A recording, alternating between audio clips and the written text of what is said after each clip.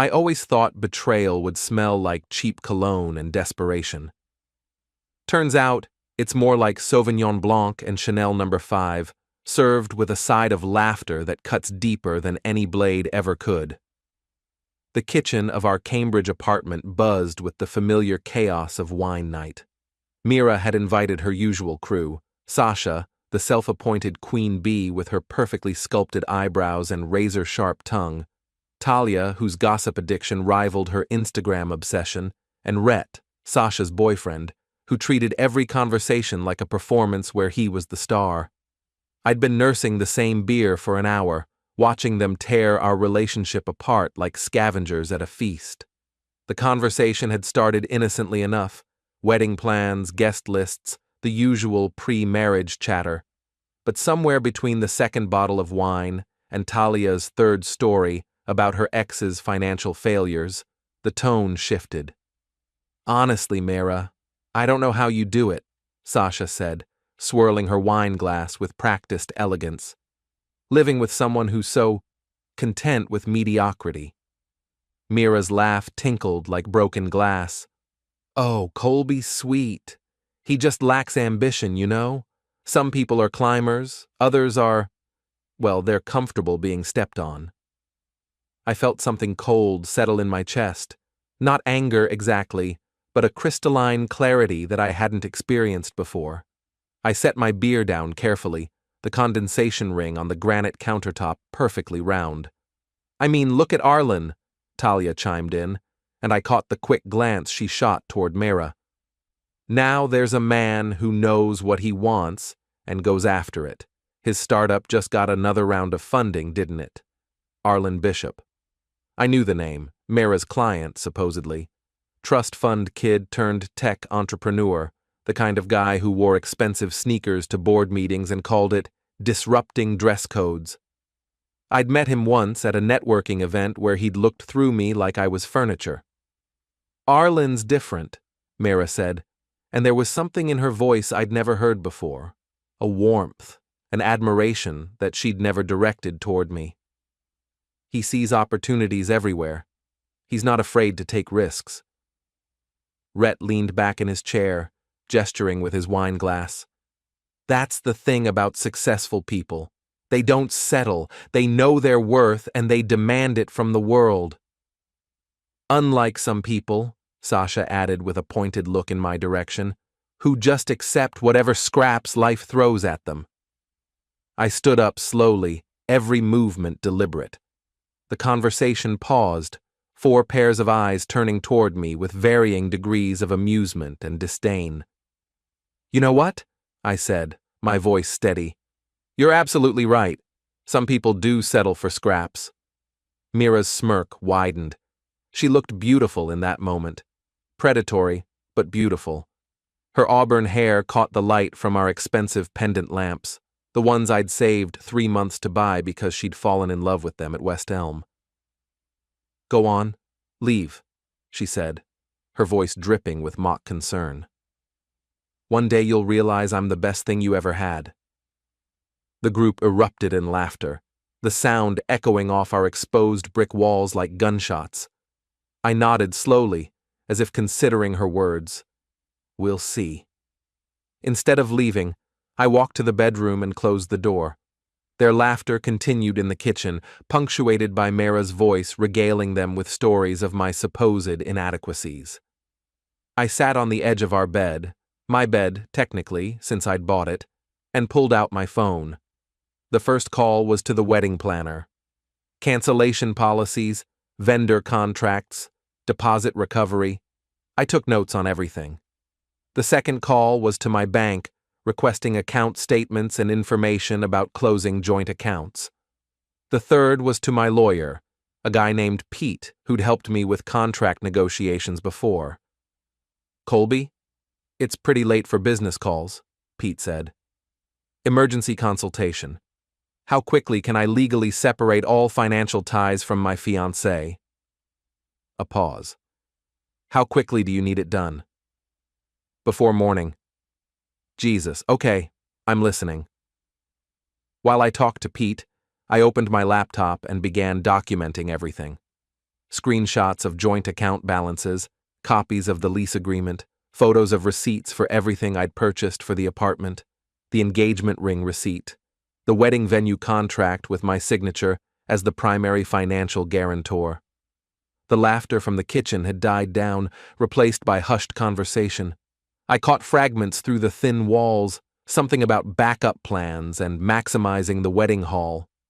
My fingers moved across the keyboard with mechanical precision, cataloging 3 years of shared finances. At 11:47 p.m., Mira's laptop chimed with a notification. She'd left it open on the dresser, and the screen lit up with a group chat message. I glanced at it without really meaning to, but once I saw the first line, I couldn't look away. Operation Wedding Cash Grab is a go. Mira's got the gift registry maxed and the backup guy lined up if this whole thing goes sideways. The message was from Sasha, and below it, a string of responses that made my stomach turn. Mira's reply: "Colby's so clueless. I could probably milk this for another 6 months if I wanted to." Talia: "Have you seen Arlen's new car? That matte black Mercedes is gorgeous. Way better than Colby's Honda." Mara: "Trust me, I've seen more than just his car." More laughter from the kitchen, but now it sounded different to my ears, sharper, more calculated. I took photos of the chat with my phone, then continued scrolling. Months of messages, planning sessions, discussions of my usefulness as a financial stepping stone. One message from 2 weeks ago stopped me cold. "Colby actually thinks I love him. It's almost sad, but his credit score is perfect and he's already agreed to co-sign for my business loan. Once that goes through, I can figure out my exit strategy." I closed the laptop gently and returned to my phone calls. Pete had already started the paperwork: emergency financial separation, asset protection, cancellation of joint obligations. My credit card company was surprisingly helpful at 1 a.m., immediately removing Mara as an authorized user and issuing me a new account number. The voices in the kitchen grew louder as the night wore on. I heard my name mentioned frequently, usually followed by laughter. Apparently, I was the evening's entertainment, the pathetic fiancé who didn't know his woman was already planning her upgrade. At 3:15 a.m., I heard the front door close as her friends finally left. Mara's heels clicked across the hardwood floor, pausing outside the bedroom door. "Colby, are you asleep?" I didn't answer. She tried the handle, but I'd locked it, something I'd never done before in our 3 years together. "Colby, come on. Don't be dramatic. We were just having fun." Still nothing. After a few minutes, I heard her settle onto the couch, probably assuming I was having some kind of emotional breakdown that would resolve itself by morning. She was wrong. By sunrise, I'd canceled the wedding venue, the caterer, the photographer, and the florist. The deposits were non-refundable, but the future payments, my future payments, were voided. I'd closed our joint checking account and transferred my portion to a new account at a different bank. The joint savings account followed. Our shared credit card was canceled, and I'd removed myself from the apartment lease after confirming that Mira's income alone wouldn't qualify her for renewal. The engagement ring, purchased with my money and legally my property until the marriage was finalized, went into a safety deposit box along with copies of all the documentation I'd gathered. At 7 a.m., I unlocked the bedroom door and walked to the kitchen. Mira was still asleep on the couch, her makeup smeared and her perfect hair a tangled mess. I made coffee quietly, then sat at the kitchen island with my laptop and phone, fielding calls from confused vendors and confirming cancellations. She woke up at 8:30, stretching and groaning about her neck. "God, this couch is awful. Why didn't you just unlock the door?" She padded to the coffee maker, still in last night's dress. "I need to shower and get ready. I'm meeting Arlen at 10 to discuss the new campaign strategy." I looked up from my laptop. "No, you're not." She paused, coffee mug halfway to her lips. "What? You're not meeting Arlen. You're not doing anything involving my money, my credit, or my apartment. You're moving out." The mug slipped from her fingers, shattering against the tile floor. Coffee splashed across her bare feet, and she jumped back with a yelp. "What are you talking about? Colby, if this is about last night, this is about everything." I closed the laptop and stood up. "The wedding's canceled. The joint accounts are closed. Your name is off the lease, effective immediately. You have until noon to pack your personal belongings." Her face went through a series of expressions: confusion, disbelief, anger, and finally, a kind of desperate calculation. "You can't do this. We're engaged. We have contracts, obligations." Had, past tense. I walked to the counter and picked up a manila folder. "These are copies of everything I filed last night. Cancellation notices, account closures, lease modifications. It's all legal and documented." She grabbed the folder, her hands shaking as she flipped through the pages. "This is insane. You're having some kind of breakdown. People don't just, you can't just what? Leave? Isn't that what you told me to do last night?" The color drained from her face.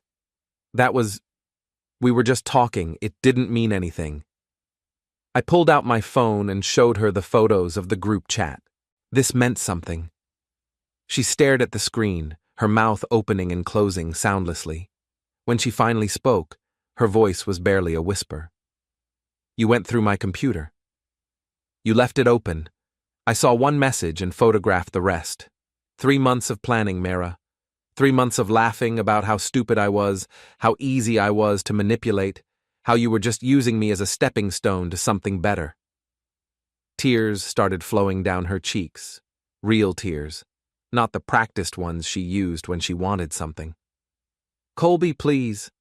I never meant for you to see that. It was just girl talk. You know how Sasha gets everyone worked up. Girl talk about your backup guy? About milking me for wedding gifts? About my credit score being your ticket to a business loan?" She reached for me, but I stepped back. The distance between us felt like a canyon. "I love you," she said, the words coming out in a rush. "I know it doesn't look like it, but I do. All that other stuff. It's just fantasy. It doesn't mean anything." "Your card was declined at dinner last night, wasn't it?" She nodded miserably. "That wasn't fantasy. That was me, removing you from my financial life while you were laughing about how clueless I was." I picked up my keys and wallet. "I'm going to work. When I come back at noon, I expect you to be gone. Leave the key on the counter." I walked toward the door, then paused. "Oh, and Mira? You were wrong about one thing. I'm not going to crawl back. I'm not going to realize you were the best thing I ever had. Because the best thing I ever had was the self-respect I'm getting back today." The door closed behind me with a soft click, cutting off the sound of her sobs. I stood in the hallway for a moment, waiting for the guilt or regret to hit me. It never came. The elevator descended 23 floors while I mentally cataloged everything that needed to happen next. My phone buzzed constantly. Wedding vendors calling for confirmation, Mira texting increasingly frantic messages, and one missed call from my mother, who somehow already knew something was wrong. I didn't answer any of them. Not yet. My Honda Civic sat in the parking garage like a faithful dog, reliable and unpretentious. Mara had always been embarrassed by it, especially after she started consulting for Arlen and his matte black Mercedes. Now it felt like freedom on 4 wheels. The drive to my office gave me time to think. I ran a small software consulting business, nothing glamorous, but profitable enough to afford the lifestyle Mara had grown accustomed to. My specialty was fixing other people's technical disasters, which had taught me the value of systematic problem-solving and documentation. This situation was just another problem to solve. My office occupied the corner of a converted warehouse in Somerville, shared with 3 other small businesses. The rent was cheap, the coffee was strong, and nobody cared if I worked until 3 a.m. when a project demanded it. I'd been considering upgrading to something more impressive, but now I was grateful for the low overhead. Ty Martinez was waiting in the lobby when I arrived, slouched in one of the mismatched chairs with a coffee and a newspaper. We'd grown up in the same neighborhood, taken different paths through our 20s, his involving a brief stint in county lockup for some youthful stupidity, but reconnected when he started driving delivery trucks for one of my clients. "You look like someone stole your lunch money," he said without looking up from the sports section. "Worse, someone tried to steal my entire future." That got his attention. Ty folded the paper and studied my face. He had the kind of street instincts that came from growing up hard, and right now those instincts were telling him something significant had shifted in my world. "Want to talk about it?" I gave him the abbreviated version while we walked to my office. Ty listened without interruption, occasionally nodding or making small sounds of disgust. When I finished, he was quiet for a long moment. "So, what's the plan?" "First, I secure everything she might try to touch. Then I make sure she can't damage my business or reputation. After that," I shrugged, "we see what moves she makes. And if she tries to get nasty?" I powered up my computer and pulled up the photos of the group chat. She already got nasty. She just didn't know I was watching. The morning flew by in a blur of phone calls and paperwork. I contacted every client, vendor, and business partner to inform them of my change in relationship status and to update my emergency contact information. Professional but thorough, I wanted no surprises if Mira decided to play games with my livelihood. The most important call was to Dataflow Industries, a mid-sized company that had been courting me for months to handle their system migration. The contract was worth more than I usually made in 6 months, but I'd been hesitant to commit because it would require long hours and travel, things that Mira had made clear would interfere with wedding planning. "Colby, perfect timing," said Janet Morrison, Dataflow's CTO. "I was just about to call you. We need to move faster on this project. Are you available to start next week?" "Completely available. And Janet, I'm prepared to offer you a 15% discount if we can fast-track the timeline." 15%? What's the catch?" "No catch. My schedule just opened up significantly." By lunch, I'd signed 3 new contracts and renegotiated terms on 2 existing projects. The income boost was substantial, enough to replace everything I'd been splitting with Mara and then some. My phone showed 17 missed calls from Mara and 43 text messages. I scrolled through them without opening the individual threads, watching the tone evolve from confusion to anger to desperation to threats. The threats were interesting. She was going to expose me to my clients as unstable and controlling. She was going to tell everyone I'd financially abused her. She was going to make sure I never worked in Boston again. I forwarded the screenshots to Pete, my lawyer, along with a brief note. "Potential defamation issues. Please advise on protective measures." His response came back within minutes. "Holy hell, Colby. This woman is either desperate or delusional. I'm drafting a cease and desist letter now. Do not engage with her directly." At 12:30, I drove back to the apartment. The key was on the counter as requested, but Mira was still there, sitting at the kitchen island with red eyes and a suitcase by the door. "I need more time," she said without looking up. "I don't have anywhere to go." "You have friends? You have family? You have Arlen?" She flinched at the name. "That's not... It's complicated." "It's really not." I walked past her to the bedroom and began checking drawers and closets. She'd taken her clothes and personal items, but left behind anything I'd purchased: jewelry, electronics, even the expensive skincare products she'd claimed were necessities. "Colby, please, can we just talk about this like adults?" I emerged from the bedroom with a small box, her spare phone chargers, a few books, some makeup items she'd missed. Adults don't plan to scam their partners out of wedding gifts. Adults don't use people for their credit scores. Adults don't laugh about manipulating someone they claim to love. She stood up, swaying slightly. "I made mistakes. I know that. But throwing away 3 years over some stupid messages... I'm not throwing away 3 years. I'm recovering from them." My phone rang. The caller ID showed Dataflow Industries. "I need to take this." "Colby, it's Janet. We've got a problem. Someone called our main line claiming to be your business partner, saying you were having personal issues that might affect the project timeline. They suggested we might want to reconsider working with you. I looked at Mira, who had gone very still. What exactly did this person say? They claimed you were going through a messy breakup and might not be emotionally stable enough to handle a major project. They also implied there might be some kind of financial irregularities in your business practices. Janet, I'm going to email you some documentation right now. Can you stay on the line for 5 minutes? Of course. I pulled up my laptop and quickly assembled a package: business licenses, client testimonials, financial statements, and the screenshots of Mira's group chat messages. I attached them to an email with a brief explanation of the situation. Check your email, I told Janet. A pause while she reviewed the documents. Jesus, Colby, someone really tried to sabotage you. This is... Wow, these messages are pretty damning. The person who called you is my ex-fiancée. As you can see from the screenshots, she's been planning to use me financially and had every intention of ending our relationship once she got what she wanted. I discovered this last night and ended the engagement immediately.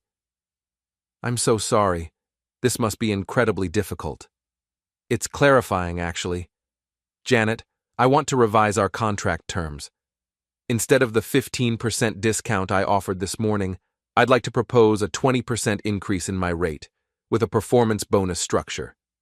This project is now my top priority, and I can guarantee you'll have my complete focus. Another pause. Given what I'm seeing here, I think that's more than fair. You're clearly dealing with someone who's trying to damage your reputation out of spite. We'll update the contract and send it over this afternoon. I hung up and looked at Mira, who was staring at me with something approaching horror. You called my client? I was trying to protect you. I thought if you lost that contract, you'd realize how much you need me. Protect me. I repeated the words slowly, tasting their absurdity. You tried to destroy my business relationship to protect me. I panicked, okay? I woke up this morning and my entire life was gone. Everything I thought was solid just disappeared. I wasn't thinking clearly. Your entire life was built on lies. What disappeared was the illusion that you could keep lying indefinitely. I walked to the door and held it open. You need to leave now. She picked up her suitcase, then paused in the doorway. This isn't over, Colby. I know things about you, about your business. I can make your life very difficult. You already tried. It backfired. What makes you think the next attempt will go better? She left without answering, her heels clicking down the hallway toward the elevator. I watched until the doors closed, then returned to the apartment and changed the locks. The locksmith was expensive but thorough. New deadbolts, new door handles, new security chain. While he worked, I called my mother. Colby, honey, what's going on? Mira called me this morning crying about some kind of misunderstanding. There's no misunderstanding, Mom. I canceled the wedding. A long pause. What happened? I gave her a condensed version, focusing on the financial deception rather than the emotional betrayal. My mother was practical above all else. She'd raised me alone after my father left when I was 12, and she had no patience for people who tried to use others. Good, she said when I finished. I never liked her anyway. You never said anything?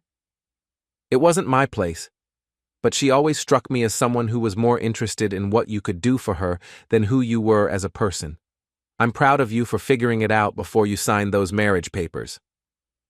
That evening, I sat in my newly secured apartment with a beer and my laptop, reviewing the day's work. 3 new contracts signed, 1 major project expanded, and a woman who'd planned to use me as a stepping stone removed from my life. My phone buzzed with a text from an unknown number. You think you're so smart, but this isn't over. You're going to regret this.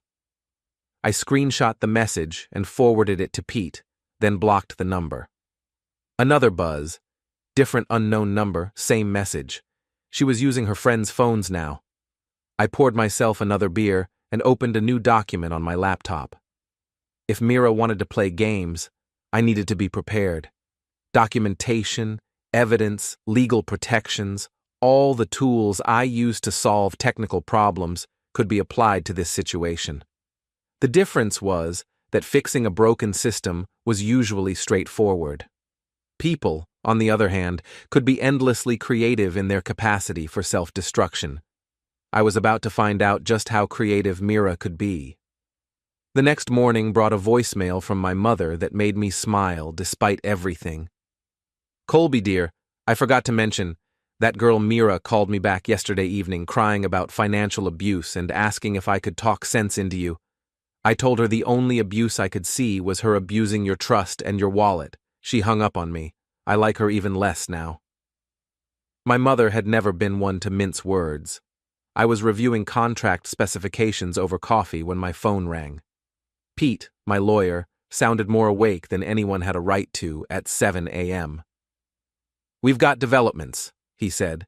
"Your ex-fiancée filed a complaint with the Better Business Bureau claiming you've been operating fraudulent business practices. She also contacted the Massachusetts Attorney General's office with allegations of financial abuse." I set down my coffee cup carefully. "How serious is this?" "Not very, given the documentation you provided. Both complaints are clearly retaliatory and lack any supporting evidence. But she's not done. I've got reports that she's been calling your business contacts, claiming to be your business partner, and spreading rumors about your stability. She tried that yesterday with data flow. It backfired." "Good. But Colby, this woman is escalating. I think it's time we went on the offense." An hour later, I was sitting in Pete's office reviewing a comprehensive legal strategy: cease and desist letters, defamation documentation, and a formal complaint about Mira's harassment campaign. Everything properly filed, legally sound, and designed to create consequences for her actions. "The beautiful thing about people like this," Pete explained, "is that they usually can't help themselves. They keep escalating until they cross a line that gets them into real trouble. Our job is to document everything and be ready when that happens." I spent the morning implementing Pete's advice, then drove to my office to focus on actual work. The data flow project was complex enough to require my full attention, which was exactly what I needed. Something challenging and productive to occupy my mind. Ty was waiting again, this time with coffee for both of us, and a grin that suggested he had news. "Your ex is making quite an impression around town," he said, handing me a cup. "My cousin Rosa works at that fancy salon on Newberry Street. You know, the one where all the Instagram girls go. Apparently, your Mara showed up yesterday demanding a full treatment package, then had a complete meltdown when her card got declined." "Public meltdown?" "Rosa said she started screaming about identity theft and financial abuse, claiming her fiancé had stolen her money, made such a scene that they had to ask her to leave. The whole thing got recorded by some other customers." I pulled out my phone and searched social media for Mara's name. It didn't take long to find the video.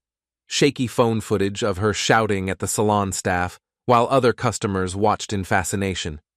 The caption read, "When keeping it bougie goes wrong. Salon drama, Bridezilla." The video had been shared dozens of times already, with comments ranging from amused to brutal.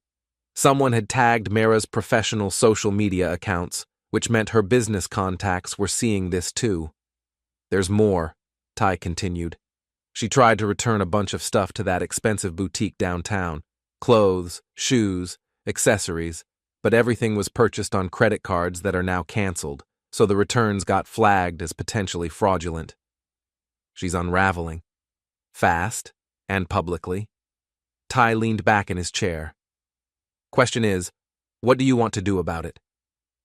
I thought about that while I worked through the morning. Mira was destroying her own reputation more effectively than I ever could, but she was also trying to drag me down with her. The smart play was to stay above the fray and let her self-destruct.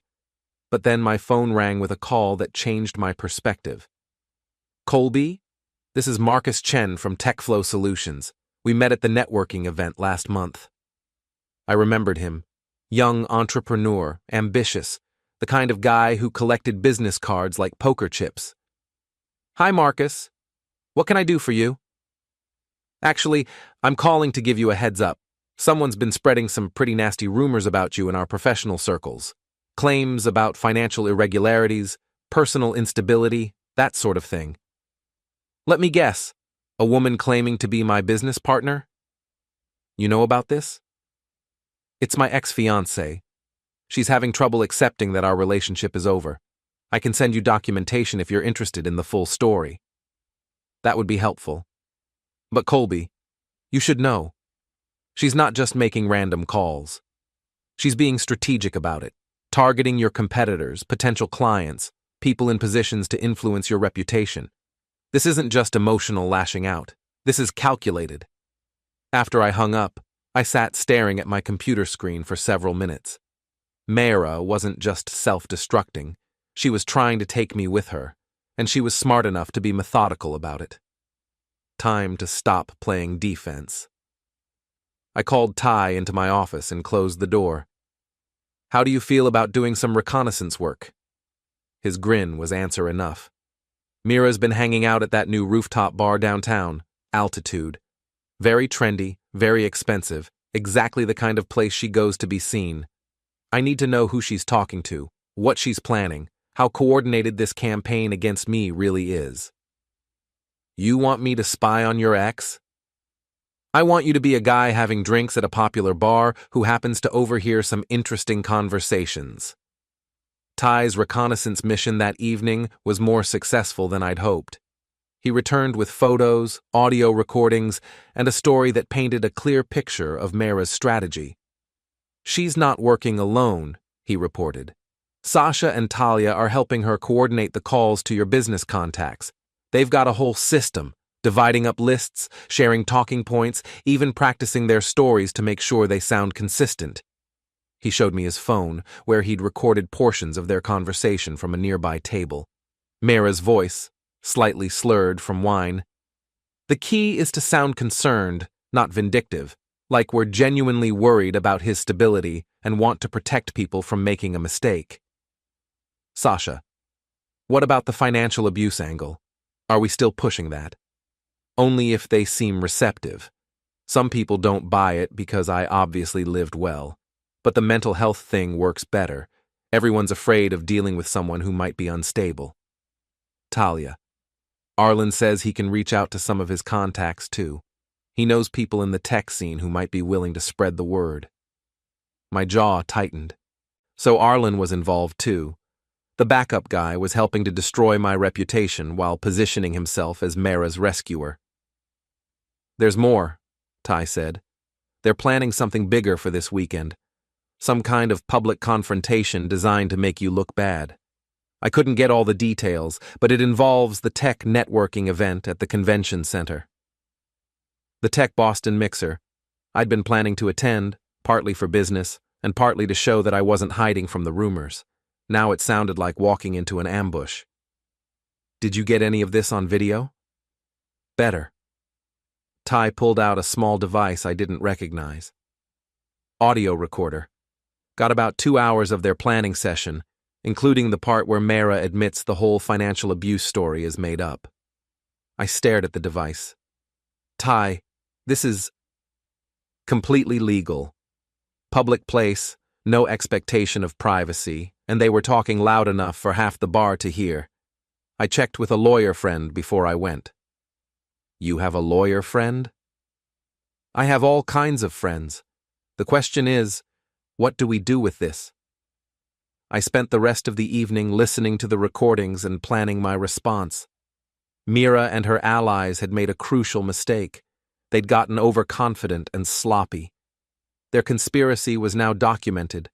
Their lies were on record, and their planned ambush was no longer a surprise. More importantly, they'd given me everything I needed to turn their own strategy against them. The next morning, I began making calls of my own. But instead of spreading rumors or making accusations, I was offering something much more valuable, the truth, backed by evidence. Janet, it's Colby. I wanted to give you an update on the situation we discussed. It turns out my ex-fiancée has been conducting a coordinated campaign to damage my reputation, involving several accomplices and a planned public confrontation. I've got audio recordings of them planning their strategy, including admissions that their allegations are fabricated. Are you serious? Completely. I'm sending you the relevant excerpts now. I wanted you to be aware in case anyone else contacts Dataflow with stories about me. This is incredible. She's actually planning to ambush you at a professional event? This Saturday at the Tech Boston Mixer, but since I know about it now, I'm thinking of turning the tables. How? I smiled, even though she couldn't see it. By giving them exactly what they want, a public confrontation, just not the kind they're expecting. By Friday afternoon, I'd contacted every business associate, client, and professional contact who might be at the mixer. I didn't spread gossip or make accusations. I simply shared the facts, supported by documentation and audio evidence. The response was overwhelmingly supportive, and several people offered to help if I needed it. Pete reviewed my plan and gave it his legal blessing. It's risky, he admitted, but if you pull it off, it'll end this campaign permanently. Just remember, stay calm, stick to the facts, and let them hang themselves with their own words. Saturday evening, I arrived at the convention center early and positioned myself strategically near the main networking area. Ty was there too, along with several of my clients and business contacts who'd volunteered to witness whatever was about to happen. At 8:30, Mira arrived with her entourage, Sasha, Talia, and Arlen, all dressed like they were attending a red carpet event rather than a professional mixer. They spotted me immediately and began moving in my direction with the coordinated precision of a military operation. Colby! Mira's voice carried across the room, drawing attention from nearby conversations. I'm so glad you're here. We need to talk.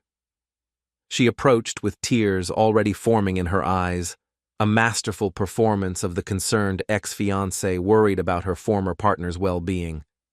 I've been so worried about you, she continued, her voice pitched perfectly for the growing audience. The way you've been acting lately, the things you've been saying to people. I think you need help. Sasha stepped up beside her. We're all concerned, Colby. This isn't like you. I pulled out my phone and opened the audio recording app. You're absolutely right, Mira. This isn't like me. The old me would have let you get away with it. Get away with what?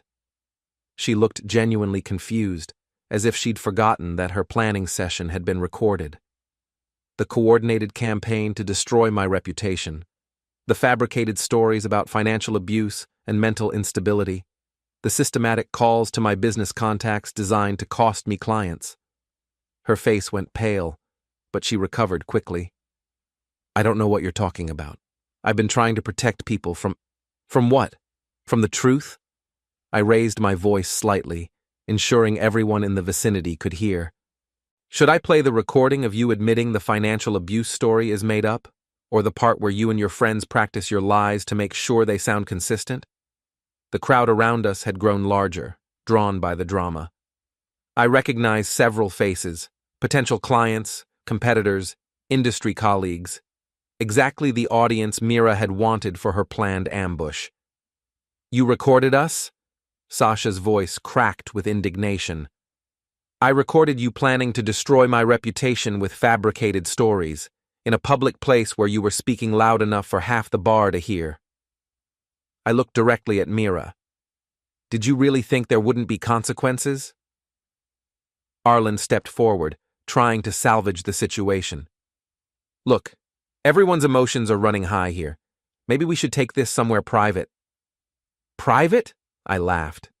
Like the private group chat where you all plan to scam wedding gifts from our friends and family? Like the private conversations where Mara admitted she was just using me for my credit score? I pulled out my phone and began reading from the screenshots. Quote, Colby's so clueless. I could probably milk this for another 6 months if I wanted to. End quote. The crowd was completely silent now, hanging on every word. Mira looked around desperately, realizing that her planned ambush had become her public execution. "That's taken out of context," she stammered. "You don't understand? Then let's provide some context." I opened the audio file and hit play. Mira's voice filled the space. "The key is to sound concerned, not vindictive, like we're genuinely worried about his stability and want to protect people from making a mistake." The crowd shifted uncomfortably. Several people pulled out their phones, presumably to record what was happening. "Stop," Mira whispered. "Please, just stop." But I was just getting started. I played the excerpt where she admitted fabricating the financial abuse allegations, the part where they divided up my professional contacts to spread rumors, and finally, the segment where Arlen offered to help destroy my reputation. When the audio ended, the silence was deafening. "So," I said, addressing the crowd as much as Mira, "to summarize, my ex-fiancée and her friends planned to scam our wedding guests, use me for financial gain, and when I discovered their scheme, they launched a coordinated campaign to destroy my professional reputation with fabricated allegations." I turned back to Mira, who was now openly crying, real tears this time, not the practiced ones. "You wanted a public confrontation, Mira. You wanted to humiliate me in front of my peers and destroy my reputation. Congratulations, you got exactly what you wanted, just not the way you planned it." The crowd began to disperse, but not before several people approached me with business cards and expressions of support. One woman, a startup founder I'd been hoping to work with, shook my head and said, "That was the most professional handling of a personal attack I've ever witnessed. Call me Monday. I've got a project that's perfect for you." Mira and her friends retreated toward the exit, their grand plan in ruins. But as they reached the door, Mira turned back one final time. "This isn't over," she called out, her voice carrying across the room. I smiled and raised my phone. "Actually, it is, but please keep talking. I'm still recording." She left without another word, followed by her increasingly uncomfortable accomplices. Ty appeared at my elbow with 2 beers. "Well, that was entertaining. Think she learned her lesson?" I accepted the beer and took a long drink. People like Mira don't learn lessons. They just find new ways to blame everyone else for their problems. So what's next? I looked around the room at the networking event continuing around us, at the business cards in my pocket, at the opportunities that Mira's attempted sabotage had actually created. Next, we see how creative she can get with her revenge fantasies, because I'm just getting started. The weekend after the Tech Boston confrontation brought an unexpected quiet. No angry calls, no threatening texts, no mysterious complaints filed with regulatory agencies. It was the kind of silence that made me more nervous than Mira's previous escalations.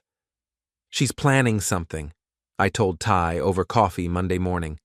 "This isn't her giving up. This is her regrouping." Maybe she finally realized she was in over her head. I shook my head. "You didn't see her face when she left Saturday night. That wasn't defeat, that was calculation."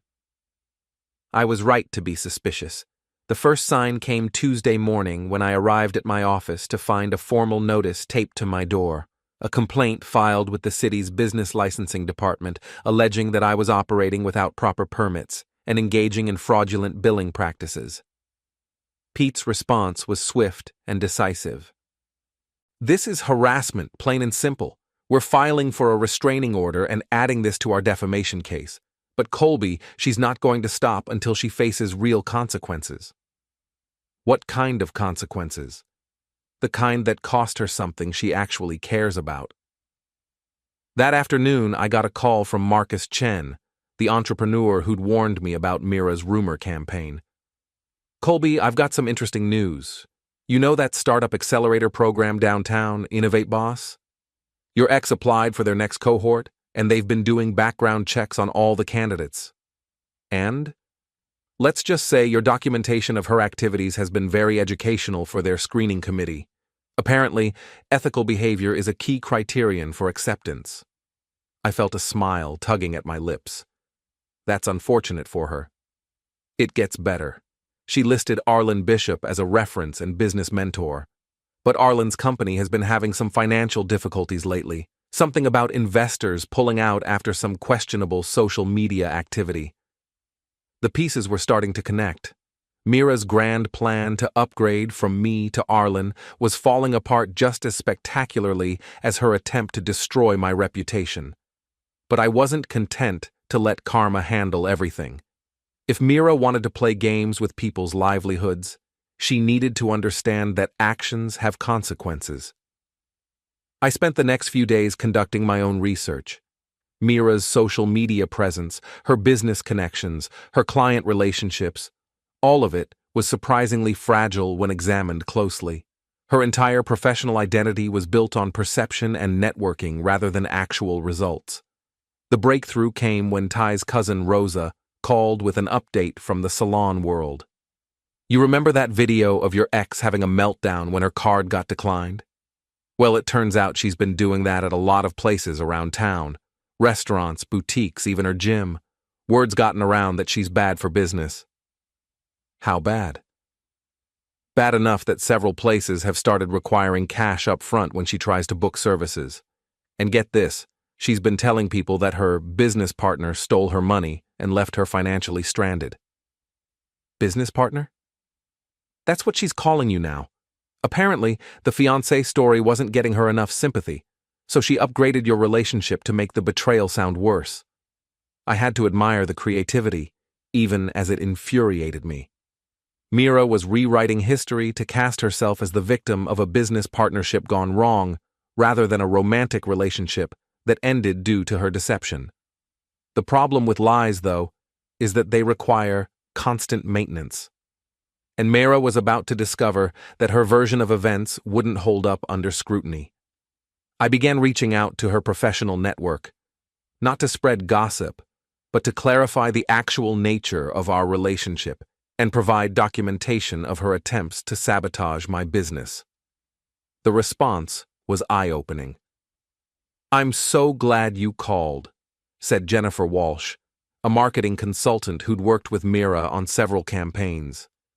"She's been telling people that you two were business partners and that you stole client lists and proprietary information when you left. I was starting to wonder if I should be concerned about working with her. We were never business partners. We were engaged until I discovered she was planning to use me financially and had been cheating on me with one of her clients." Oh my God. She told me you were the one having an affair, and that's why she had to freeze the business accounts to protect herself. I sent Jennifer the screenshots and audio recordings, just as I'd done with dozens of other people over the past week. Each conversation revealed another layer of Mira's deception, another fabricated story designed to reframe her as the victim. But the most interesting call came from someone I'd never met, a woman named Dr. Sarah Kim, who ran a consulting firm specializing in social media crisis management. "Mr. Hale, I hope you don't mind me reaching out directly. Mara Castellano contacted my firm last week, asking for help managing what she called a defamation campaign being waged against her by a former business partner." "What did you tell her?" "I told her I'd need to review all the relevant materials before taking on her case. She sent me screenshots of text messages, social media posts, and what she claimed were recordings of threatening phone calls. And it was immediately obvious that most of the materials had been fabricated or taken out of context. The metadata on the screenshots showed they'd been edited, and the audio recordings contained obvious splices. When I pointed this out, she became hostile and accused me of being part of the conspiracy against her. I leaned back in my chair, impressed despite myself. She tried to hire a crisis management firm to help her fabricate evidence of harassment. Essentially, yes. But here's the thing.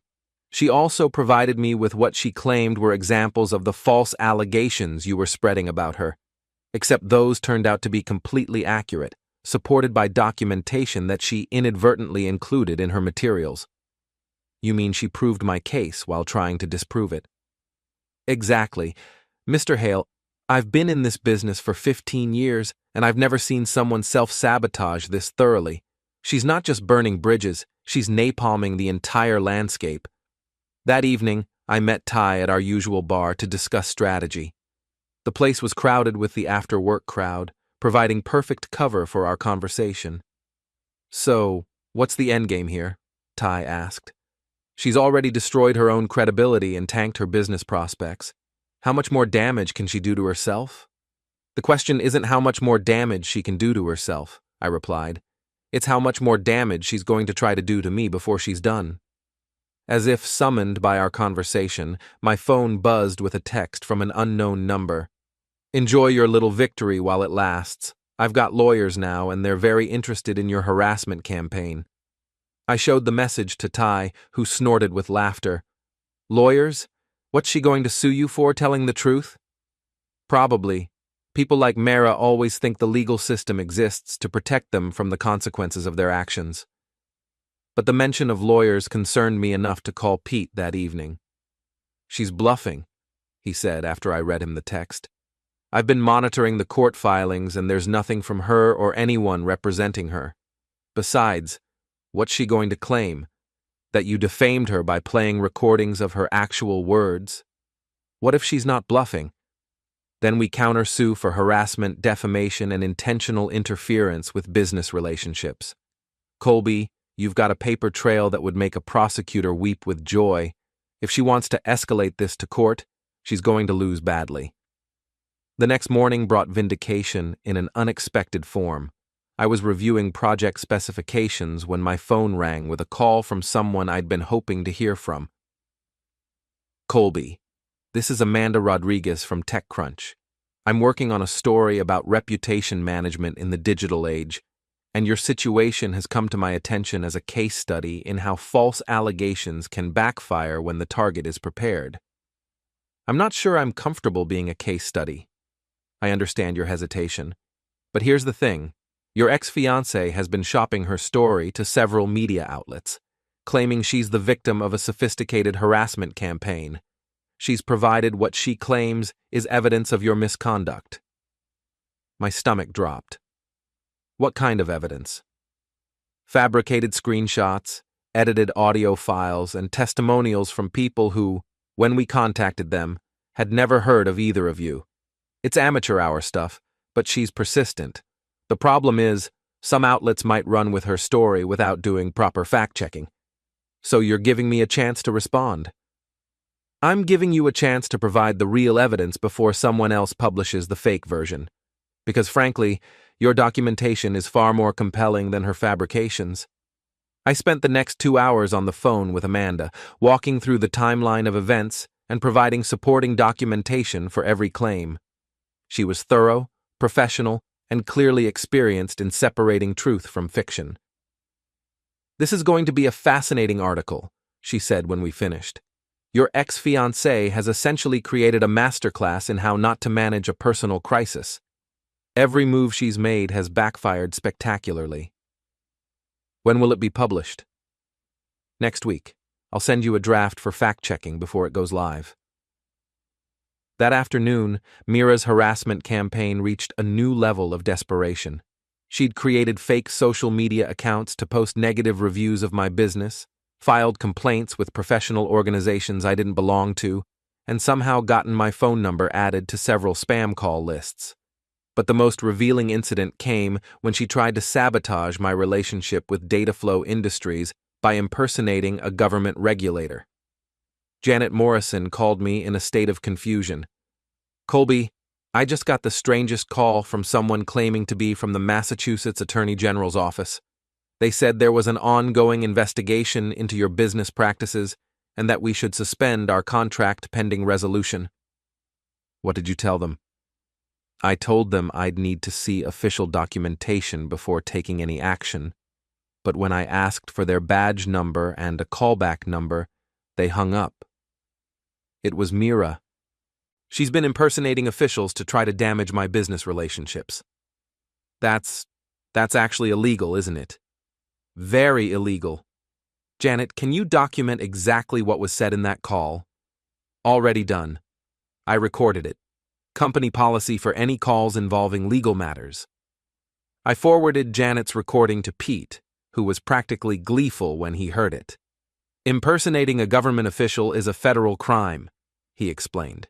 "This isn't just harassment anymore, this is felony territory. I'm contacting the FBI's cybercrime division immediately." But before Pete could file his report, Mira made one final catastrophic mistake. She showed up at my office. I was working late on the data flow project when I heard shouting in the lobby. Through my office window, I could see Mira arguing with the building's security guard, demanding to be led upstairs to confront the man who's been stalking her. I called 911 first, then grabbed my phone to record whatever was about to happen. By the time I reached the lobby, Mira had escalated to screaming about harassment, stolen money, and conspiracy. The security guard looked relieved to see me. "Sir, this woman claims you've been stalking her, but she's the one who came here uninvited and is refusing to leave." "Officer Williams," I said, reading his name tag. "This is my ex-fiancée. She's been conducting a harassment campaign against me for the past month, including filing false complaints and impersonating government officials." Mira spun around, her face flushed with rage. "Harassment? You've destroyed my life. You've turned everyone against me, cost me clients, ruined my reputation. I've told people the truth about what you did. If that destroyed your life, maybe you should have thought about that before you tried to destroy mine." The police arrived within minutes. 2 officers who took statements from everyone present and reviewed the security footage of Mira's arrival. Her story kept changing as they questioned her, and when they asked for identification, she couldn't provide a consistent address. "Ma'am," one of the officers said patiently, "you're going to need to leave this property immediately. If you return without permission, you'll be arrested for trespassing." "This isn't over," Mira hissed as they escorted her toward the exit. "I'll make sure everyone knows what kind of person you really are." I held up my phone, still recording. "Please, keep talking. The FBI is going to love this." She went very still. "The FBI? Impersonating federal officials is a serious crime, Mira. So is filing false police reports, fraudulent complaints with government agencies, and harassment. You've been busy." For the first time since this whole ordeal began, I saw genuine fear in her eyes. Not anger, not calculation, not wounded pride, actual fear of consequences. The officers finished their report and left, taking Mira with them for a final warning about trespassing. I returned to my office and called Pete with an update. "That's it," he said. "We've got her on criminal charges now, plus enough civil violations to keep her in court for years. I'm filing everything tomorrow morning." What happens next? Next, she discovers that actions have consequences. And Colby, I think you're going to find that this nightmare is finally over. As I locked up the office and headed home, I reflected on how much had changed in just a few weeks. Mira had tried to destroy me and ended up destroying herself. Her reputation was in ruins, her business prospects were gone, and she was facing potential criminal charges. But more importantly, I'd learned something about myself. I wasn't the passive victim she'd thought I was. When pushed, I could push back, strategically, legally, and devastatingly effectively. The question now was whether Mira had finally learned her lesson, or if she had one more desperate gambit left to play. The FBI took Mira's case seriously. Agent Patricia Reeves, a specialist in cybercrime and identity fraud, called me 3 days after Pete filed our complaint. "Mr. Hale, we've reviewed your documentation, and I have to say, this is one of the most comprehensive harassment cases I've seen. Your ex-fiancée has violated at least 6 federal statutes and numerous state laws. What happens now? Now we build a case. But I should warn you, people like Ms. Castellano often escalate when they realize they're facing serious legal consequences. You should be prepared for her to make one final desperate attempt to turn this situation around." Agent Reeves was right to be concerned.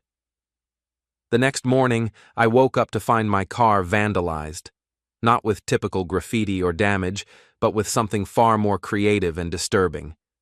Someone had covered my Honda with hundreds of photos, printouts of every social media post I'd made over the past 3 years, screenshots of text conversations with friends, even pictures of me taken without my knowledge at various locations around the city.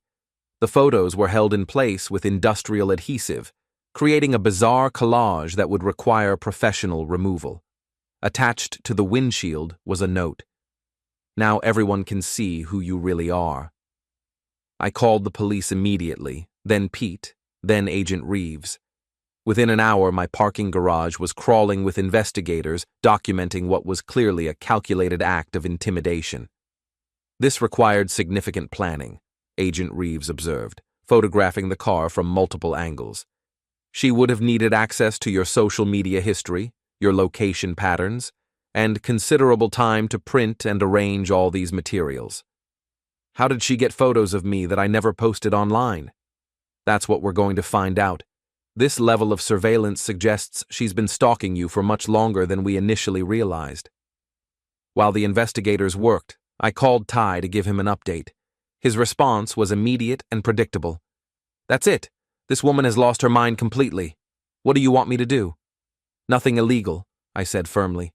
"But if you happen to know anyone who specializes in information gathering, now might be a good time to make some calls." Ty's network of contacts was more extensive than I'd realized. By afternoon, he'd assembled a dossier on Mara's activities over the past month that was frankly impressive in its thoroughness. "She's been living with her mother," he reported, "but that's about to end. Apparently the old lady is embarrassed by all the drama and wants her out. She's been borrowing money from anyone who'll lend it, including some people who aren't known for their patience with delinquent borrowers." "What about Arlen?" "Arlen's got his own problems. His startup is hemorrhaging money. His investors are bailing, and his social media presence has become toxic thanks to his association with your ex. Word is, he's been trying to distance himself from her, but she's not taking the hint. So she's desperate. Desperate and running out of options, which makes her dangerous." That evening, I was working late at my home office when my building's concierge called. "Mr. Hale, there's a woman here claiming to be your fiancée. She says she lost her key and needs to be led up to your apartment." "What does she look like?" "Auburn hair, very upset, carrying a large suitcase." "Do not let her up. Call the police immediately. This woman has been served with a restraining order and is not authorized to be in this building." "Understood, sir. Should I tell her anything?" "Tell her that her conversation is being recorded and that any threats or harassment will be forwarded to the FBI." 20 minutes later, the police called to inform me that Mara had been arrested for violating the restraining order.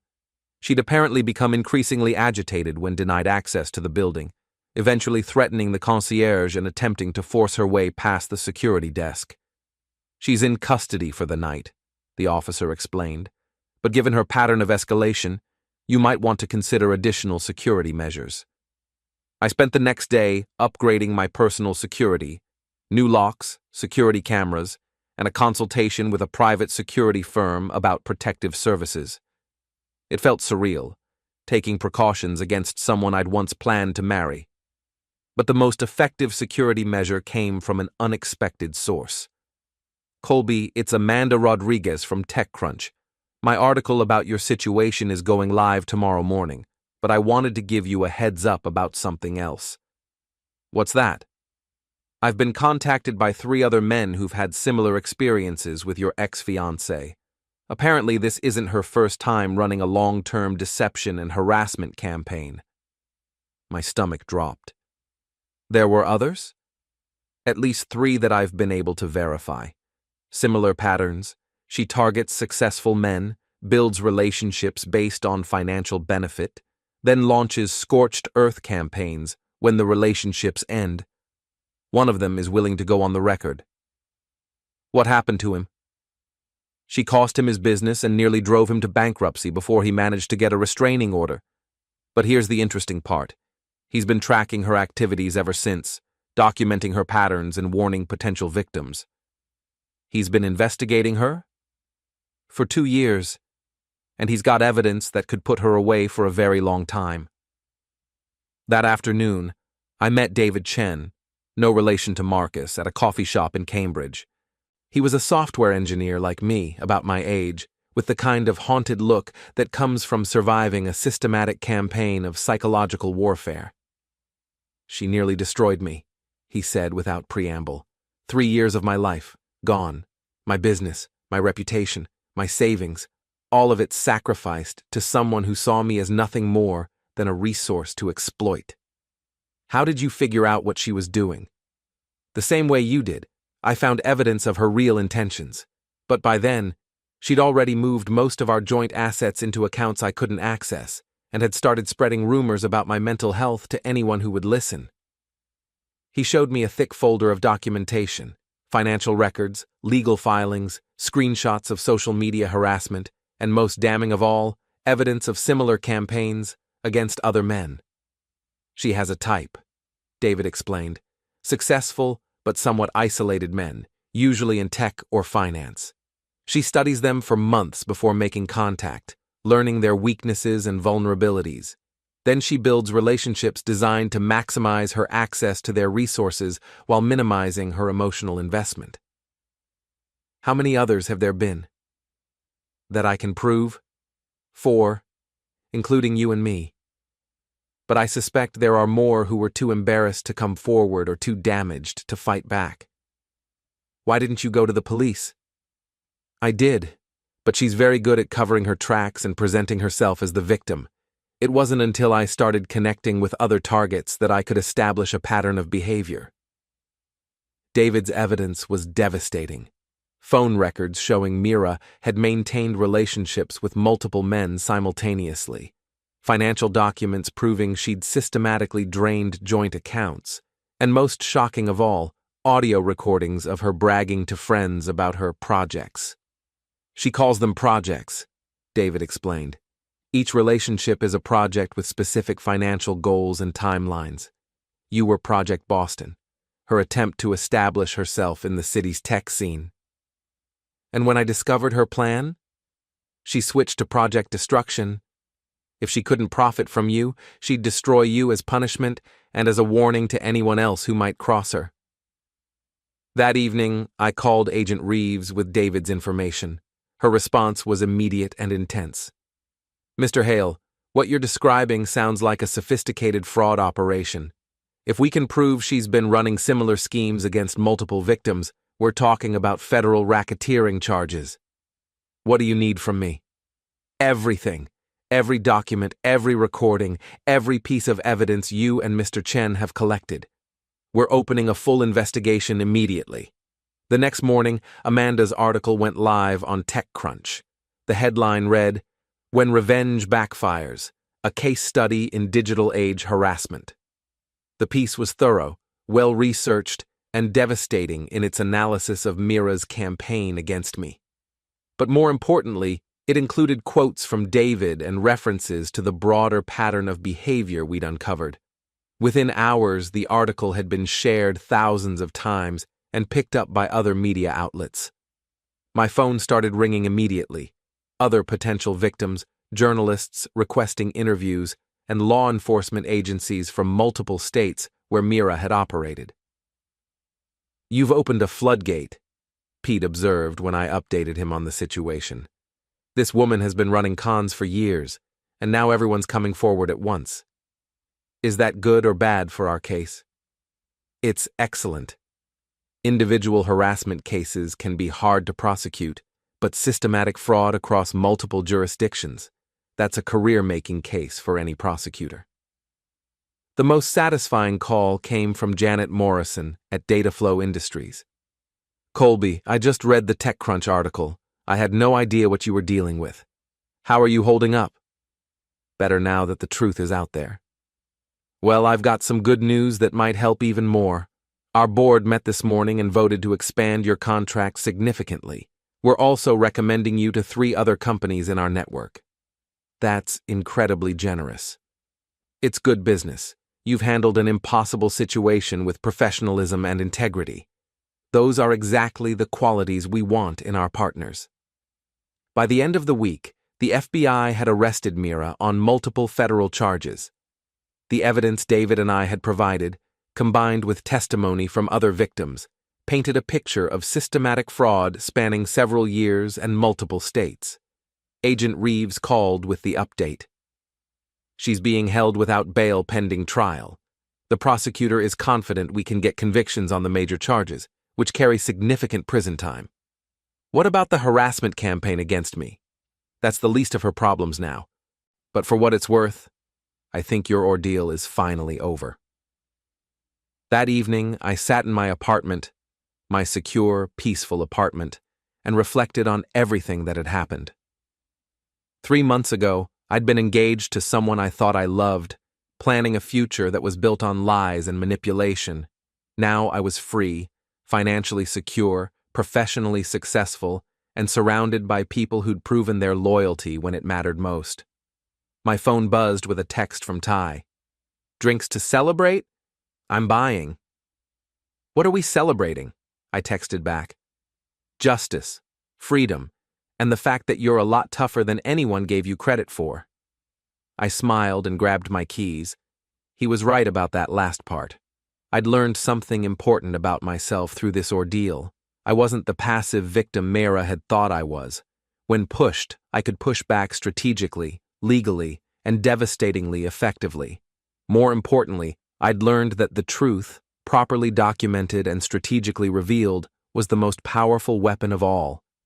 As I headed out to meet Ty, I thought about Mira sitting in her jail cell, finally facing the consequences of her actions. She'd tried to destroy me and ended up destroying herself instead. It was, I reflected, exactly what she deserved. 6 months later, I stood at the podium of the Tech Boston Innovation Summit, looking out at an audience of 500 entrepreneurs, investors, and industry leaders. The irony wasn't lost on me. This was the same community where Mira had tried to destroy my reputation, now listening to me deliver the keynote address on crisis management and professional resilience.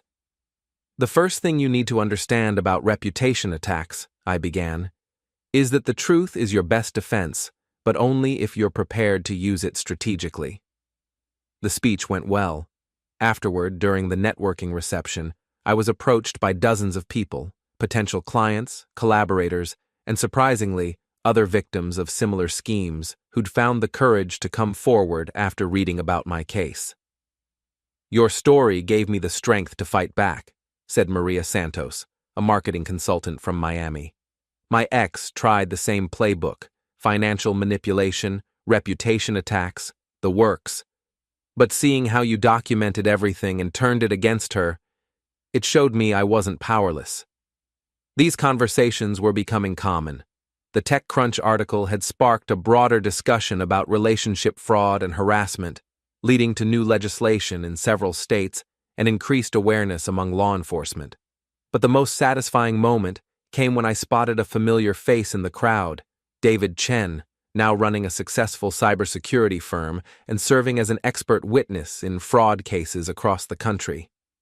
"How's the new business?" I asked as we shook hands. "Booming. Turns out there's a lot of demand for someone who understands how these predators operate." He grinned. "Speaking of which, I've got some news you'll appreciate." "Good news or bad news?" "Depends on your perspective. Mara's trial starts next month. The prosecutor thinks they've got her cold on the federal charges: wire fraud, identity theft, racketeering. She's looking at 15 to 20 years.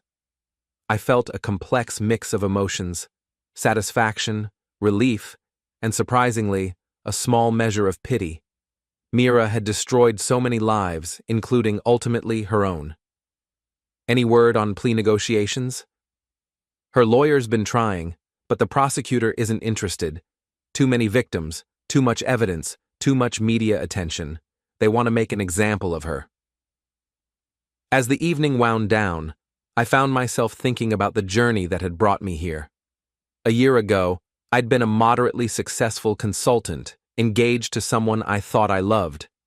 Now, I was running a thriving business, speaking at major industry events and helping other people navigate similar crises.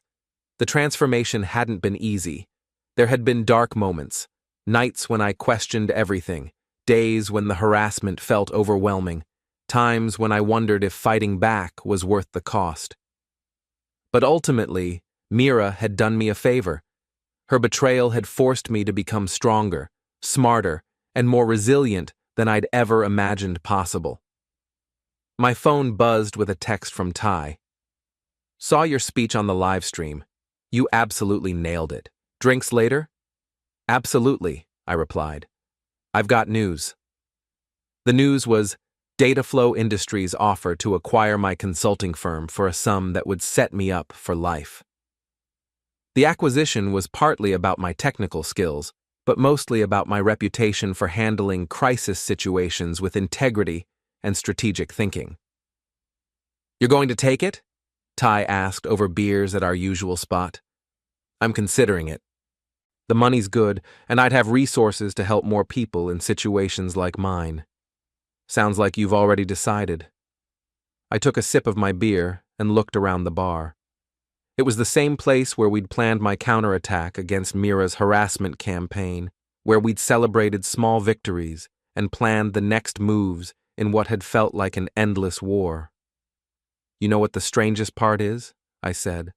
"I'm actually grateful to her." Ty nearly choked on his drink. "Grateful? The woman tried to destroy your life." "She tried, but she failed, and in failing, she showed me what I was really capable of. Before all this, I was just drifting, successful enough, comfortable enough, but not really pushing myself or taking risks. And now? Now I know I can handle whatever life throws at me. I can fight back, I can win, and I can help others do the same." My phone rang.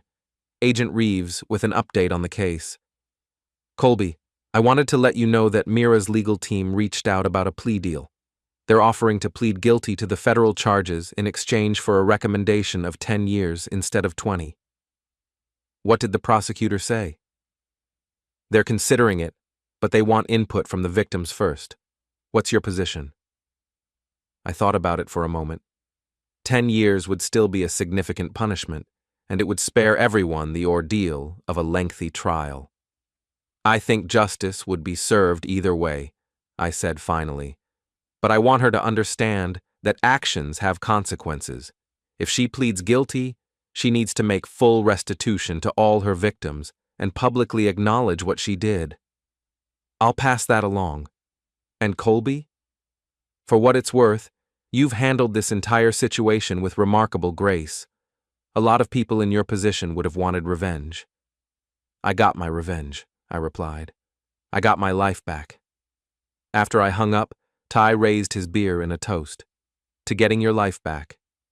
"To getting a better life back," I corrected. We drank to that and to the strange turns that life can take when you're brave enough to fight for what you deserve. 3 weeks later, I was cleaning out my office in preparation for the Dataflow acquisition when I found something I'd forgotten about.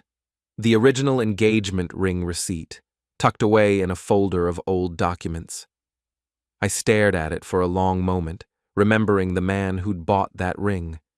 He'd been so sure of his future, so confident in his choices, so naive about the person he'd chosen to love.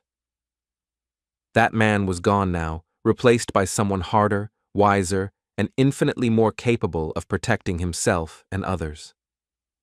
I shredded the receipt and threw it away. Some chapters of life deserve to be closed permanently. My phone buzzed with a text from an unknown number. "Congratulations on your success. You deserve everything good that's happened to you." It was signed MC, Mira's initials.